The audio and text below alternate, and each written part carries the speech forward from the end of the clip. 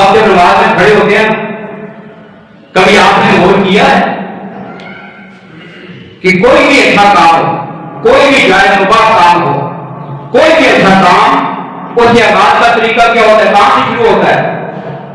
بسم اللہ الرحمن الرحیم، کل امر ذی بال لم یبدأ بسم اللہ فہو ابتر۔ یہ کام کا آغاز بسم اللہ سے نہیں ہوتا، وہ بے برکت کام ہوتا ہے۔ تو آغاز کہاں سے؟ بسم اللہ سے۔ اب آپ آئے مسجد میں اللہ اکبر، اس کے بعد کیا پڑھتے؟ سبحان اللہ و بحمدہ وتبارک اسمک وتعالی جدک ولا الہ غیرک۔ اب اس کے بعد اعوذ باللہ بسم اللہ۔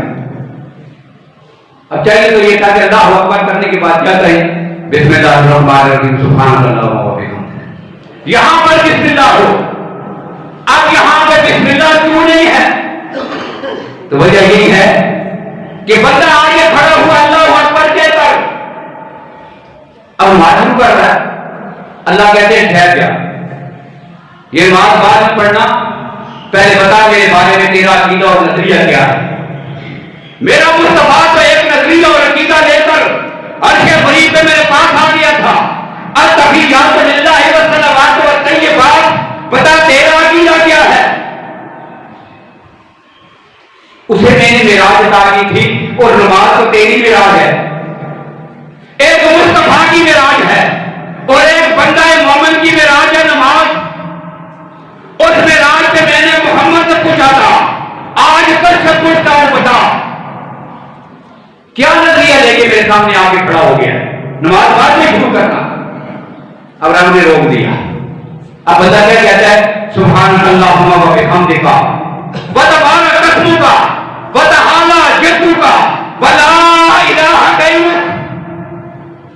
یا اللہ تیرے سوا شان والا، عظمت والا، بزرگی والا، برتری والا، بلندی والا کوئی نہیں ہے کائنات میں، تیرے سوا حاجت روا کوئی نہیں، مشکل کشا کوئی نہیں، فکریاں بنانے والا کوئی نہیں، مختار کوئی نہیں، ہر جگہ موجود، حاضر اور ناظر، الہ ہونے کے سارے اختیارات یا اللہ صرف تیرے ہاتھ میں ہیں۔ یہ میرا عقیدہ اور نظریہ ہے۔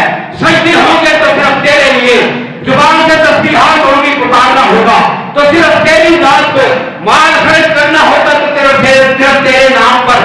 اب اللہ کہتے ہیں شروع کر، تب بندہ کہتا ہے اعوذ باللہ من الشیطان الرجیم بسم اللہ الرحمن الرحیم۔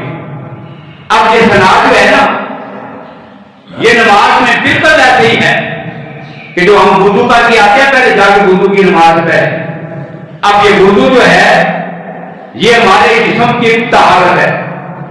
وضو سے کیا ہوتا ہے؟